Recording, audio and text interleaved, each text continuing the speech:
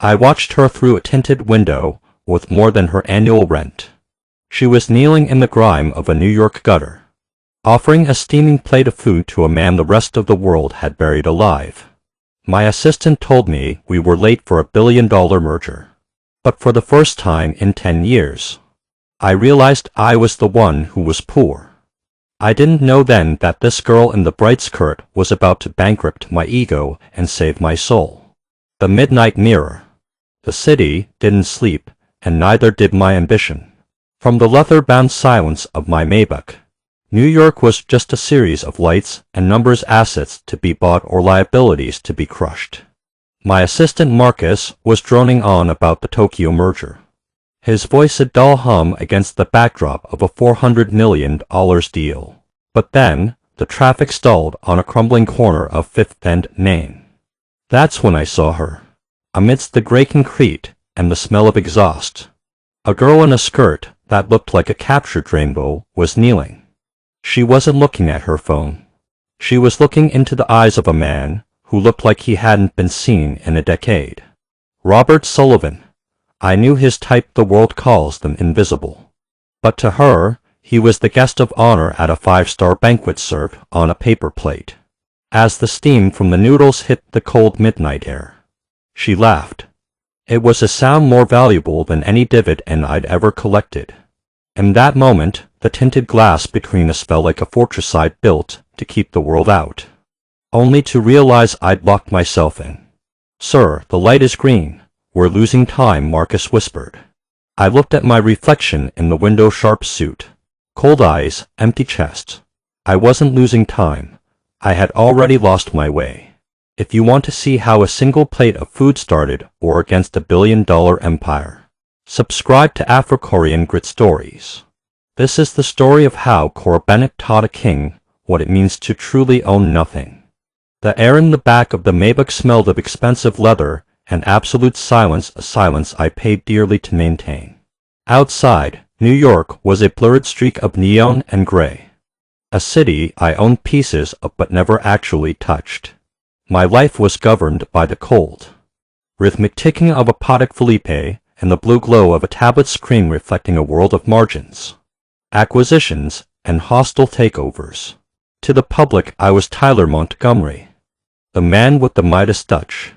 To myself I was a high-functioning machine, optimized for a single-purpose growth. The Tokyo merger is stalled on the intellectual property clauses. "Sir," Marcus said, his voice cutting through the quiet like a dull blade. "If we don't close by Monday, the board will start looking for a scapegoat. We're currently 30 minutes behind schedule for the pre-briefing." I didn't look at him. I was staring at a spreadsheet, calculating the cost of a 3-second delay in a high-frequency trade. My world was made of glass and steel, perfectly climate-controlled and entirely devoid of friction. I liked it that way. Friction caused heat, and heat was inefficient. Suddenly, the smooth motion of the car jerked to a halt. The red glow of brake lights flooded the cabin. A delivery truck had stalled out 2 blocks ahead, paralyzing the artery of the city. Marcus sighed, his thumbs flying across his phone as he began rescheduling the lives of 10 different executives. "I apologize, Mr. Montgomery. It's a mess out there. Just another night in the gutter." I looked out the tinted window, ready to be annoyed by the inconvenience. But then, the gutter looked back.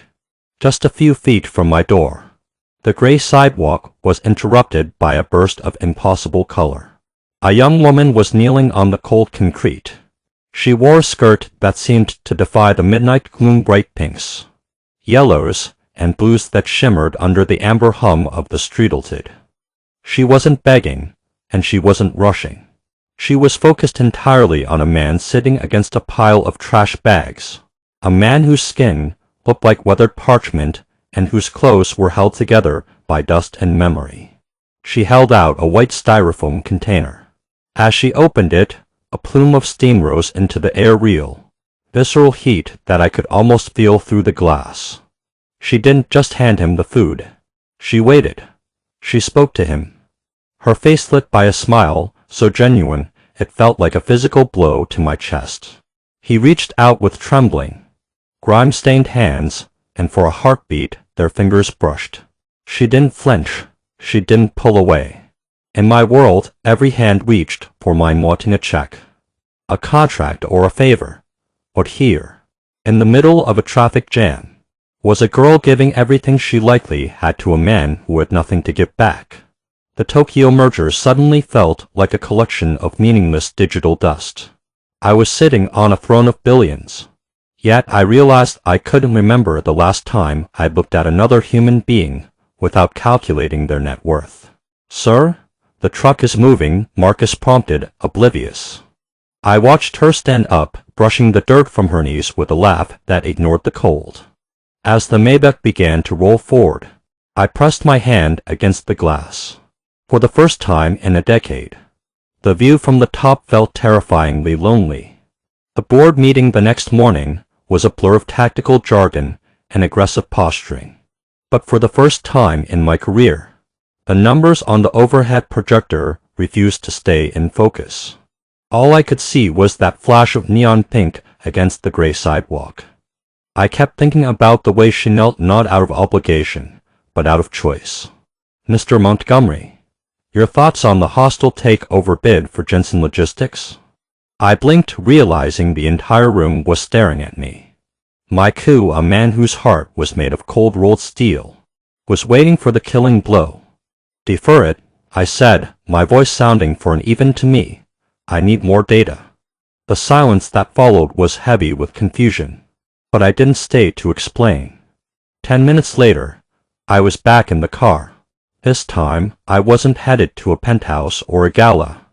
I had Marcus pull the security footage from the street-level cameras near the traffic jam. It wasn't hard to find her, in a city of 8 million people dressed in shades of charcoal and soot. Cora Bennett stood out like a flare in the dark. She worked at a diner called the Golden Spoon, a place where the coffee was cheap and the vinyl booths were patched with duct tape. I sat in my parked car across the street, watching through the window. She moved with a rhythmic, tireless energy, balancing 3 plates on one arm while laughing with a regular at the counter. I watched her for 3 hours. I saw her slip a stray dollar from her tip jar into the hand of a kid who couldn't afford his milkshake. I saw her hold the door for an elderly woman, staying outside in the biting wind just to make sure the lady reached her taxi safely. She wasn't a saint, she was just human. "She's a student, sir," Marcus reported from the front seat, his laptop glowing. "Cora Bennett, 22, nursing major, but she's on a financial hold from the university. She owes $12,000 in back tuition. She works here, a laundromat, on weekends, and occasionally performs with a local dance troupe to make ends meet." $12,000. To me, that was a rounding error. To her, it was the wall standing between her and her future. "And the man from last night?" I asked.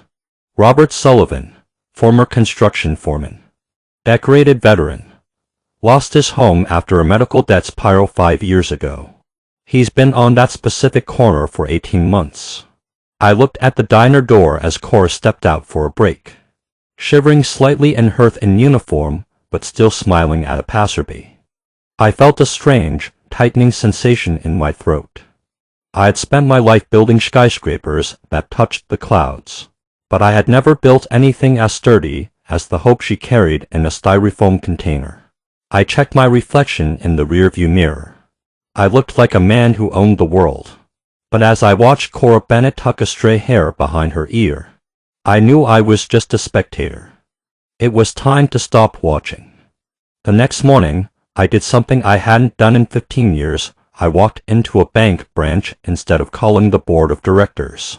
I stood in line like a ghost in a $1,000 suit, watching the everyday struggle of people counting pennies and praying for their balances to hold.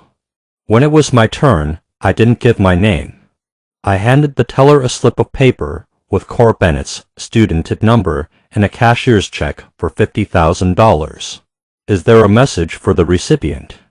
the teller asked, her eyes widening as she processed the zeros. "Just tell her the universe finally decided to pay its debt," I replied. I didn't stop there. I had Marcus track down the caseworker assigned to Robert Sullivan's dormant file. It turned out his benefits hadn't been denied. They had simply been buried under a mountain of bureaucratic red tape that a man living on a sidewalk had no way to navigate.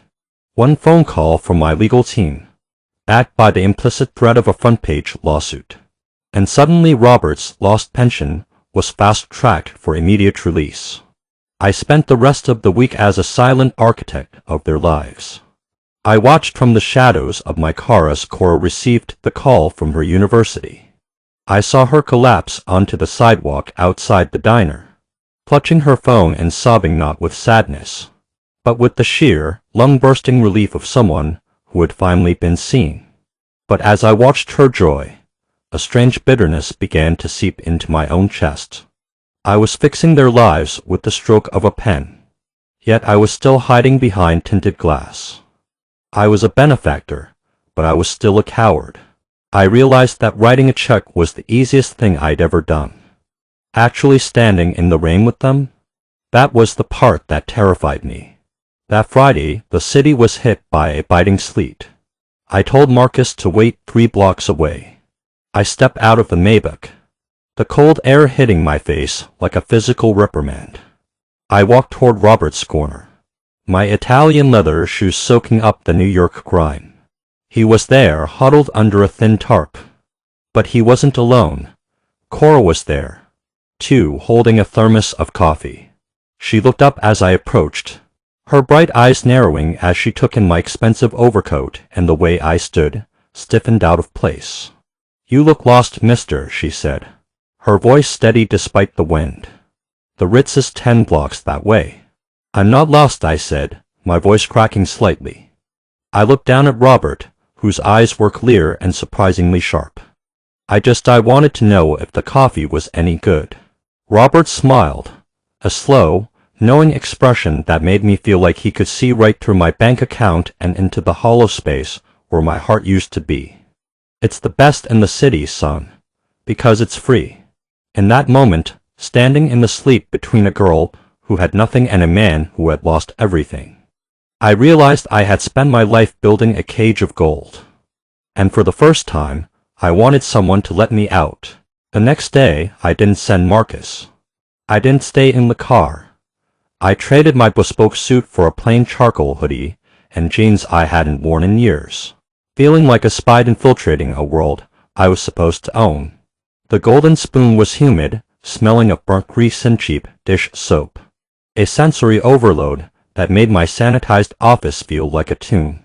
I took a seat at the far end of the counter, my heart hammering against my ribs. When Cora approached, she didn't recognize me as the man from the sleet-covered street corner. To her, I was just another tired soul looking for a caffeine fix. "Black coffee?" she asked, her smile as effortless as a sunrise.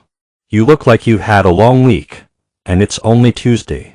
"Is it that obvious?" I managed to say, resting my hands on the scarred laminate of the counter. "You have that world on my shoulders, look." She laughed, pouring the steaming liquid into a thick ceramic mug. "My grandma used to say that if you carry too much at once, you forget how to walk. I'm Cora." "Ty," I lied, the shortened version of my name feeling lighter on my tongue. Over the next hour, I watched her.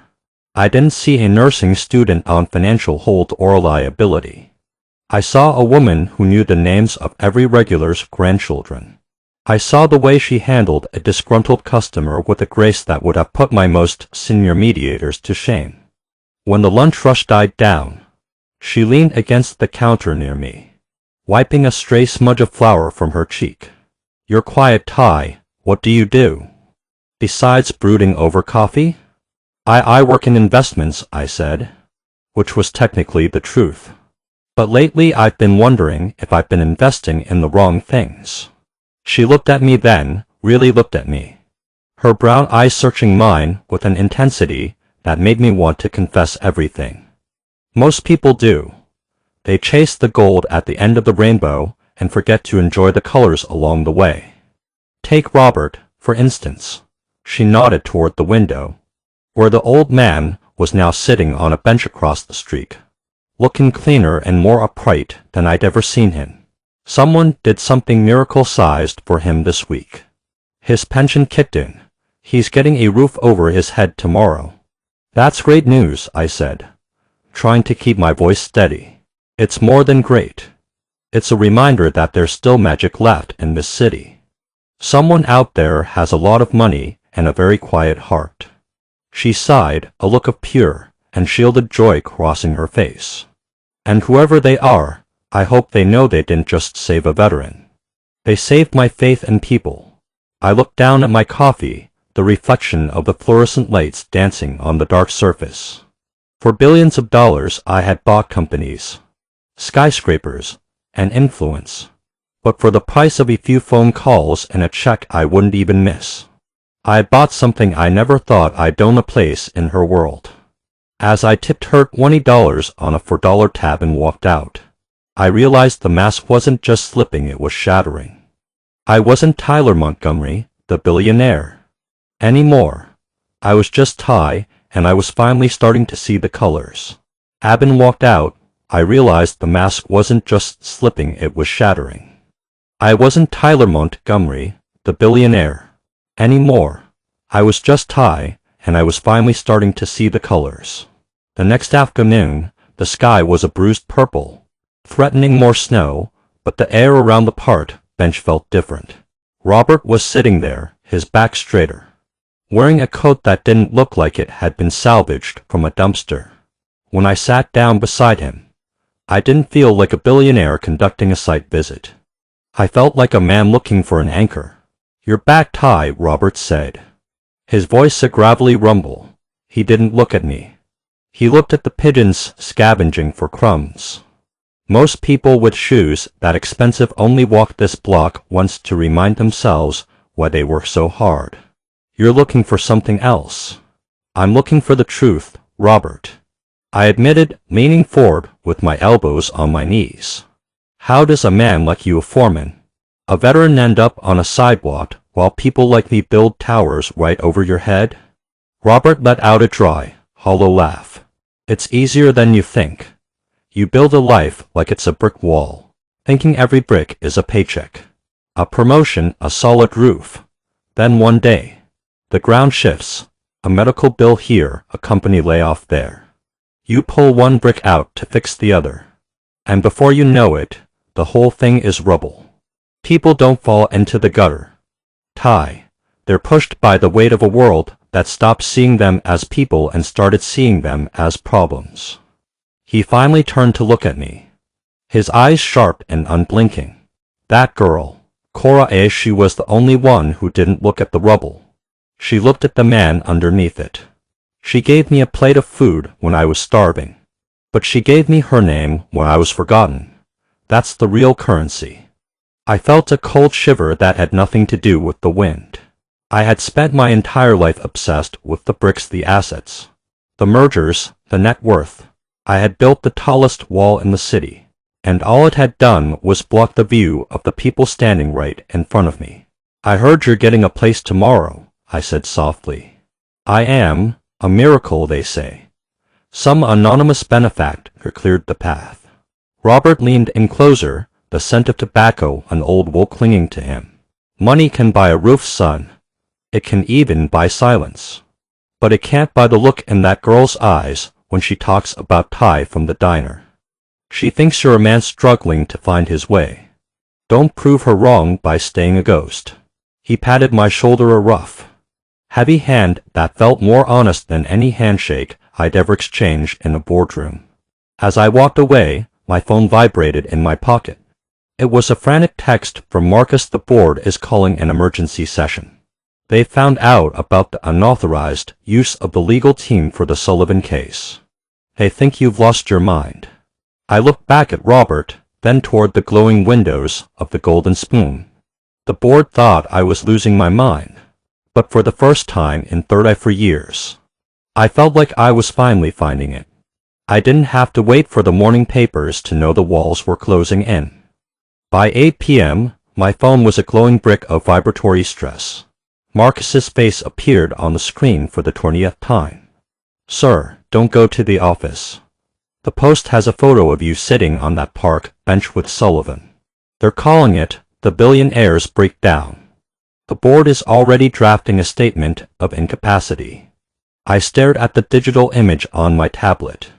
There I was, Tyler Montgomery, heir to a real estate empire, looking like a commoner in a charcoal hoodie, leaning toward a man the world had labeled a ghost. To the board, it was a PR nightmare.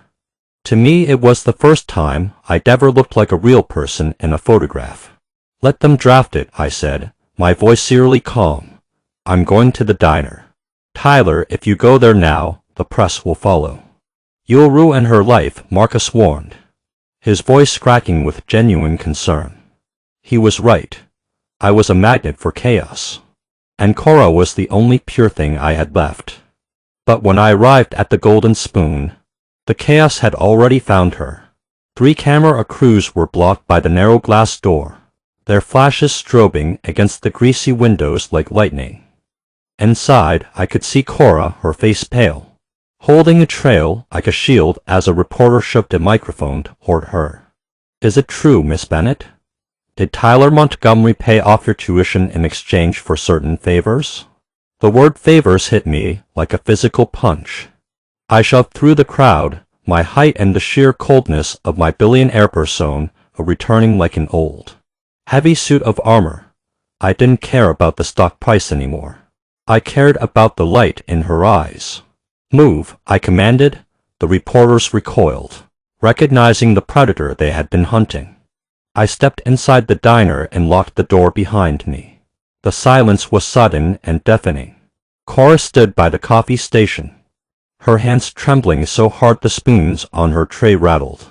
She looked at me, not at Ty, but at the man in the headlines. Is it true? She whispered, her voice small. The tuition of the pension, was it all just a game for you? A tax write-off?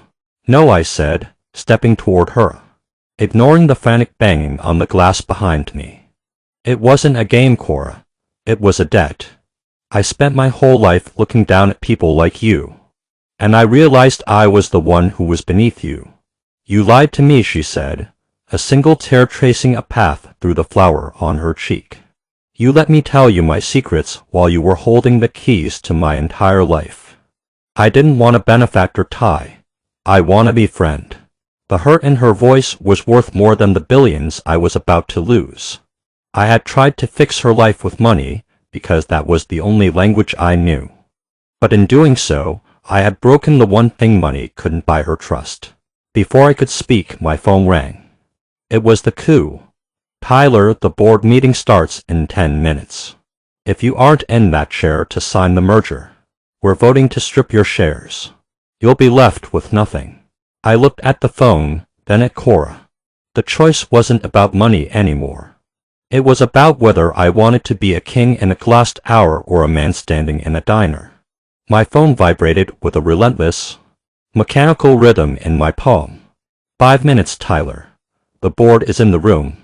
Hide or lose everything. The text from my coup flashed across the screen. I looked at the device, then up at Cora. The diner was a battlefield of broken trust. Outside, the press were vultures circling a carcass, their lenses pressed against the glass, hungry for a fall from grace. If I walked out now and got into that neighborhood, I could save my empire.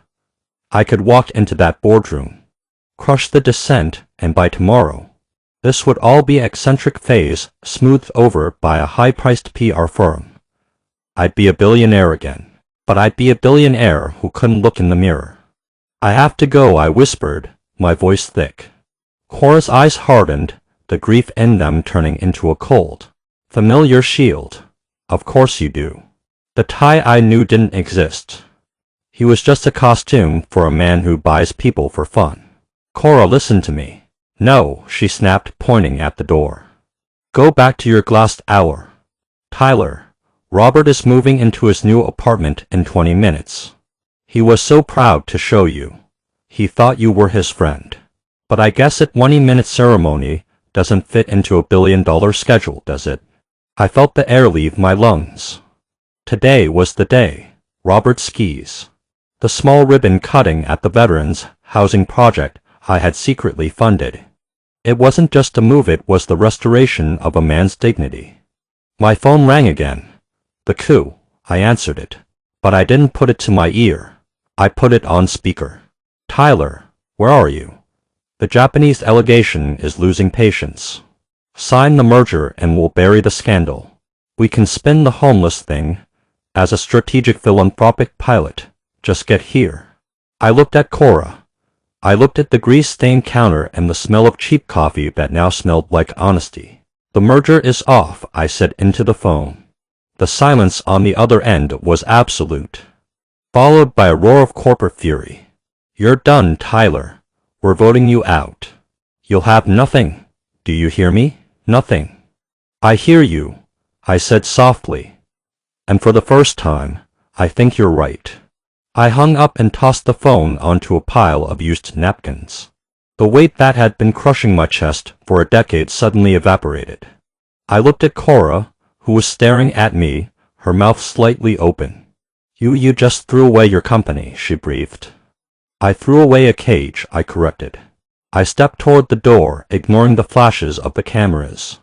I have 20 minutes to get to 4th Street. A friend of mine is getting his keys today, and I promised him I'd be there. I unlocked the door and stepped out into the swarm. I didn't hide. I didn't duck. I walked through the cameras. A man with a ruined reputation and an empty bank account, feeling more powerful than I ever had at the top of a skyscraper. Cora, I shouted over my shoulder. Are you coming? I'm going to need someone to tell me how to be a regular person. She hesitated for a heartbeat. Then a slow, radiant smile broke through the tears. She grabbed her coat, vaulted over the counter, and ran toward the boardroom. At Montgomery Holdings was a cathedral of cold marble and high-definition screens. But as I stepped through the double oak doors, it felt like a tomb. The air was thick with the scent of expensive cologne and the sharp, metallic tang of corporate anxiety. My co-Julian sat at the head of the long mahogany table, flanked by 12 men and women whose eyes were as hard as the skyscrapers they traded. They had my removal papers spread out like a feast, waiting for the final kill. You're late, Tyler, Julian said, his voice a low, dangerous vibration. The Japanese delegation has withdrawn. The stock has plummeted for points. You've turned this firm into a laughingstock for the sake of a sidewalk handout. Sign the resignation, and we might let you keep your penthouse. I didn't sit down. I didn't open my laptop or call for a slide deck. I walked to the floor-to-ceiling window and looked out at the city I had spent my life trying to conquer. Below, invisible from this height, was a diner and a veterans housing project. I used to think this view was the goal, I said, my voice echoing in the sterile silence. I thought the higher we climbed, the more we mattered. But looking down from here, you can't see the steam rising from a bowl of noodles. You can't see the calluses on a man's hands, or the way a girl's smile can anchor a soul in a storm. You see assets. I finally started seeing people. We don't pay you to see people, Tyler. We pay you to see profit, a board member snapped. I turned back to them, my hands steady.